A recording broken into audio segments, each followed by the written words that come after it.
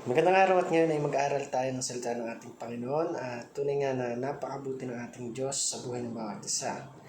At ang dami ng mga bagay na pwedeng baguhin ng Diyos sa buhay ng bawat isa sa atin. At ngayon nga, ang ating topic ay matatagpuan pa rin sa aklat ng Kawikaan 30 verse 5. So sabi dito, ang lahat ng salita ng Diyos ay mapapanaligan at siya ang kanlungan ng mga nananalig sa Kanya.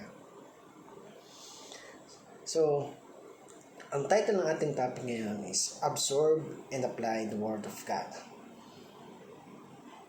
Marami sa mga Kristiyano o sa mga baguhan na Kristiyano yung sabi nga ay naririnig lang nila pero hindi sinasabuhay. Naririnig lang nila pero walang impact o hindi nila itinitake sa sarili nila as magiging para bang o magtatama doon sa mga bagay na mali nilang nagagawa. So ngayon, pag-aralan natin yung mga pwedeng makatulong o yung katuruan na sabi nga ay makakatulong sa atin kung paano na dapat nating i-absorb and apply yung salita ng ating Panginoon. So sabi dito sa una, God preserves His Word. So kagaya ng mga sabi nga sa isang medicine, preserve, iniingatan, inaayos upang maging maganda yung kahihinatnan o magiging result nito sa mga iinom. So, God preserve His Word. Ibig sabihin, yung salita ng Panginoon, nakapreserve yan. Para kanino? Para sa atin. Na mag-aayos, magtatama, upang maging karapat-dapat tayo sa ating Panginoon. At ang mga salitang ito yung makakatulong sa atin kung paano na yung buhay natin ay magiging karapat-dapat sa harapan ng ating Panginoon. Preserve niya to hindi para kung kanino, kundi para sa bawat isa sa atin na makita natin na yun pala yung tama na dapat kong gawin. Yun pala dapat yung mga bagay na ginagawa ko para makalugod sa ating Panginoon. Hindi para magmalaki, hindi para itaas yung sarili natin, kundi para ipasakop ito sa ating Panginoon. Yung pagka-preserve ng Panginoon sa kanyang salita is perfect. Walang makikitang anumang bahid ng doubt sa salita ng ating Panginoon. So, pangalawa, sabi dito, God's Word is reliable. So, reliable yung Word ng ating Panginoon na sabi nga, sa lahat ng pagkakataon o sa lahat ng oras na ginagawa niya sa atin ng ating Diyos, reliable yung kanyang mga salita. Hindi mo kailangan na pangambahan, hindi mo kailangan mabahala na baka makasama ito, kundi ang nais ng Diyos is mapabuti tayong lahat sa pamamagitan ng kanyang mga salita na magtuturo sa atin upang maitama yung mga bagay na nagagawa nating mali. Number 3, sabi dito, God's Word is God's mind revealed. So, yung salita ng ating Panginoon is ito yung sabi nga, nagre-reveal ng kaisipan ng ating Panginoon.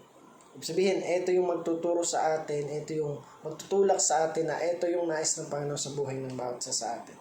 Ito yung ginawa ng Panginoon dun sa mga tao na hindi sumunod sa Kanya. At ito yung magagawa ng Panginoon o gagawin ng Panginoon dun sa mga tao na susunod sa Kanya. So number 4, sabi dito, God is our shield and strong fortress. So, huwag kang matakot kung darating ka sa sitwasyon na para bang nawawalan ka na ng pag-asa. May mga tao na gustong mag-down sa'yo, may mga tao na gustong magmaliit sa'yo. Pero sabi ng Lord, I am your shield. God is our shield and a strong fortress. Strong tower. So yung magtatanggol sa atin sa time na may mga nais sumira sa buhay ng bawat isa sa atin. Huwag kang matakot because our God is a big God. He is the creator of all things. He is the Lord of Lords, the King of Kings. Kaya hindi ka dapat mabahala. Ang gagawin mo lang i-absorb yung mga salita ng ating Panginoon and i-apply ito upang sa ganun ay mas lalong tumindi, mas lalong lumalim yung pagkakakilala mo sa ating Diyos. And God will bless you more than your expectation. So, para naman po sa ating application, sabi dito, aspire to learn God's Word. So, pag sumikapan natin na talagang malaman ano ba talaga yung nais ng Lord na ipagawa sa atin. Ano ba yung nais ng Lord na gawin natin habang nandito tayo sa mundo. Pangalawa, sabi dito, absorbs God's wisdom. So, yung karunungan ng ating Panginoon, yun yung i-absorb natin sa sarili natin. Wala kang karunungan, humingi ka sa ating Panginoon at bibigyan ka niya. Mahina yung loob mo, palalakasin niya ng ating Panginoon once na lumapit ka sa Kanya. Kulang yung confidence mo upang ma-share yung ating Panginoon, dumalangin ka sa Panginoon at palalakasin ka niya. At bibigyan ka niya ng lakas ng loob upang ma-share yung kanyang mga salita. So, number 3, apply God's wisdom. So, once na ma-absorb mo na yung wisdom na nanggagaling sa ating Panginoon, i-apply mo na to. Yung karunungan na natutunan mo, i-share mo sa mga tao, sa mga kaibigan mo, sa pamilya mo, sa mga tao malalapit sa'yo, o sa mga tao na nakikita mo na kailangan ng Diyos sa buhay nila. So, number 4, sabi dito, last, acquire God's protection. So, lagi nating isip na ang Panginoon ay laging nandyan para ingatan tayo. Ang Panginoon ay laging nakaantabay para patuloy tayong gabayan at ingatan sa lahat ng bagay na ginagawa natin, sa lahat ng desisyon na ginagawa natin. But all you need to do is to pray always and get connected sa ating Panginoon. Huwag kang mawawala, huwag kang lalayo. Kumapit ka, acquire God's protection. Tangkilikin mo. Ano bang words yung pwede natin gamitin dito? Itanim mo sa isip mo, acquire, na yung salita ng ating Panginoon, ang Panginoon, ang protection niya sa atin ay talagang hindi niya tayo ipapahamak sa mga bagay na alam niyang ikakapahamak natin. At bibigyan niya tayo ng karunungan na malampasan yung mga bagay na yun. Kaya, if you want to be a servant of God, then absorb and apply the Word of God.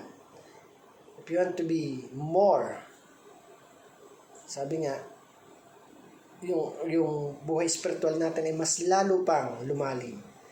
Then absorb and apply the Word of God. Again, thank you for watching this video. I hope you learned something and God bless you.